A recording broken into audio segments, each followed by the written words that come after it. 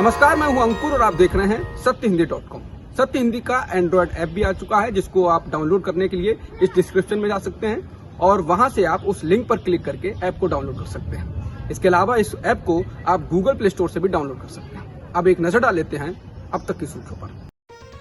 उत्तर प्रदेश विधानसभा चुनाव के लिए बीजेपी और निषाद पार्टी का गठबंधन हो गया है। आज प्रेस कॉन्फ्रेंस कर इसकी जानकारी दी गई। इन दोनों पार्टियों के अलावा अपना दल भी इस गठबंधन में शामिल है। प्रेस कॉन्फ्रेंस में बीजेपी प्रदेश प्रभारी धर्मेंद्र प्रधान, प्रदेश अध्यक्ष स्वतंत्र देव सिंह के साथ निषाद पार्टी के संजय निषाद शामिल रहे। बता दें, इससे पहले संजय निषाद बीजेपी पर दबाव बनाने के लिए कई तरीकों की मांग कर रहे थे, जिसमें उनको उप मुख्यमंत्री बनाने की मांग भी शामिल थी। किसान नेता राकेश टिकैत ने अमेरिका के राष्ट्रपति जो बाइडेन को ट्वीट में टैग करके पीएम मोदी के सामने कृषि कानूनों का मुद्दा रखने की अपील की। राकेश टिकैत ने अमेरिका के राष्ट्रपति को टैग करते हुए लिखा कि हम भारतीय किसान मोदी सरकार द्वारा लाए गए 3 कृषि कानूनों का विरोध कर रहे हैं। पिछले 11 महीनों में विरोध प्रदर्शन में 700 किसानों की मौत हो चुकी है। हमें बचाने के लिए इन काले कानूनों को निरस्त किया जाना चाहिए। कृपया पीएम मोदी से मिलते समय हमारी परेशानी पर ध्यान दें। प्रधानमंत्री नरेंद्र मोदी ने शुक्रवार को वॉशिंगटन डीसी में अमेरिकी उपराष्ट्रपति कमला हैरिस से मुलाकात की। दोनों नेताओं ने कोरोना, टीकाकरण, अफगानिस्तान, आतंकवाद सहित हाल के वैश्विक मुद्दों पर चर्चा की। कमला हैरिस ने कहा कि भारत अमेरिका का एक बहुत ही महत्वपूर्ण भागीदार है। प्रधानमंत्री मोदी ने हैरिस के साथ बैठक में कहा कि जब भारत कोरोना की दूसरी लहर की चपेट में था, तब भारत की मदद के लिए मैं अमेरिका का आभार व्यक्त करता हूँ। प्रधानमंत्री ने यह भी कहा कि कोरोना की दूसरी लहर से लड़ाई के दौरान अमेरिकी सरकार, अमेरिका की कंपनियां और भारतीय प्रवासी बहुत मददगार थे। प्रधानमंत्री नरेंद्र मोदी के साथ अपनी पहली बैठक में अमेरिकी उपराष्ट्रपति कमला हैरिस ने शुक्रवार को आतंकवाद में पाकिस्तान की भूमिका का जिक्र किया। इसके साथ ही उन्होंने ये भी कहा कि इस्लामाबाद आतंकवादी समूहों का समर्थन करना बंद करे, जिससे अमेरिका और भारत की सुरक्षा प्रभावित न हो। दोनों नेताओं के बीच हुई बातचीत को लेकर पत्रकारों को संबोधित करते हुए विदेश सचिव हर्षवर्धन श्रृंगला ने कहा कि कमला हैरिस ने सहमति जताई कि भारत कई दशकों से आतंकवाद का शिकार रहा है। इसके साथ ही हैरिस ने कहा कि ऐसे आतंकवादी समूहों के लिए पाकिस्तान के समर्थन पर लगाम लगाने और बारीकी से निगरानी करने की जरूरत है। द कपिल शर्मा शो के निर्माताओं के खिलाफ मध्य प्रदेश के शिवपुरी की जिला अदालत में केस दर्ज कराया गया है। आरोप है कि कपिल शर्मा शो के एक एपिसोड के दौरान अभिनेताओं को कोर्ट रूम सीन करते हुए स्टेज पर शराब पीते हुए दिखाया गया था। शिकायतकर्ता ने आरोप लगाया है कि अभिनेताओं ने अदालत का अपमान किया है। जिस एपिसोड के संदर्भ में केस दर्ज कराया गया है वो 19 जनवरी 2020 को प्रसारित किया गया था और 24 अप्रैल 2021 को इसका दोबारा प्रसारण हुआ था। शिकायत कराने वाले वकील का दावा है कि इस एपिसोड में एक अभिनेता को कोर्ट रूम सेट पर शराब के नशे में दिखाया गया था। शिकायतकर्ता ने इसको कोर्ट का अपमान बताया है। कोलकाता में मुख्यमंत्री ममता बनर्जी के घर के पास बीजेपी कार्यकर्ता के एक शव के साथ विरोध प्रदर्शन करने के मामले में बंगाल पुलिस ने बीजेपी के नए प्रदेश अध्यक्ष बने सुकांत मजूमदार के खिलाफ केस दर्ज कर लिया है। उनके अलावा पार्टी के 2 अन्य नेताओं पर भी केस दर्ज किया गया है। इसके अलावा भवानीपुर सीट से उपचुनाव लड़ने वाली बीजेपी उम्मीदवार प्रियंका टिब्रेवाल के खिलाफ भी मामला दर्ज किया गया है। पुलिस ने राज्य भाजपा अध्यक्ष और 2 और सांसदों अर्जुन सिंह और ज्योतिर्मय महतो के खिलाफ हाई सिक्योरिटी जोन में ट्रैफिक जाम करने का आरोप लगाते हुए मामला दर्ज किया। जाति जनगणना पर फिर से मोदी सरकार का रुख एकदम साफ हो गया है। वह इसके पक्ष में नहीं है।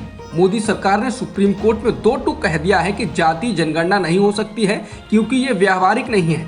सरकार ने कहा है कि जनगणना के दायरे से SC ST के अलावा किसी भी अन्य जाति की जानकारी जारी नहीं करना एक समझदारी वाला नीतिगत निर्णय है।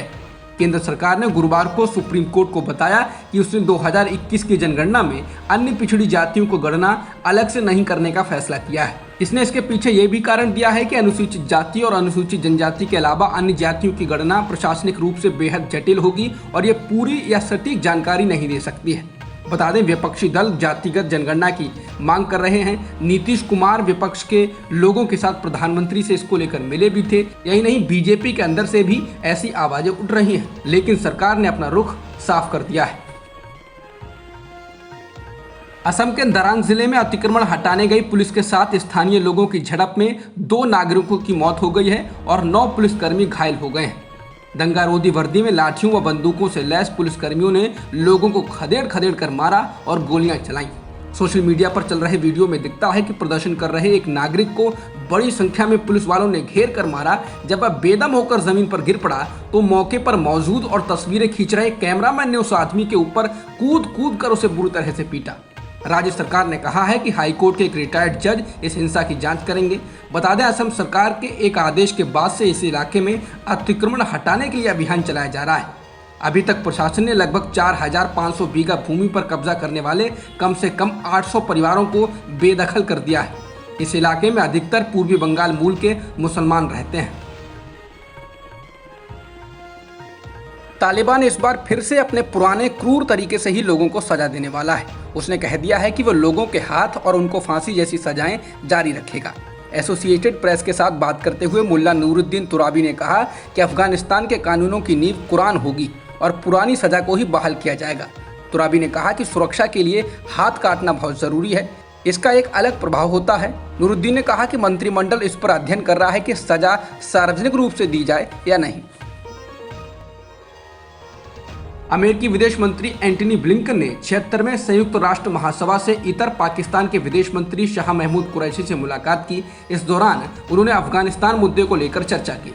ब्लिंकन ने कुरैशी के साथ अपनी बैठक के दौरान कहा कि अफगानिस्तान के संबंध में साथ मिलकर काम करने के लिए बहुत कुछ है।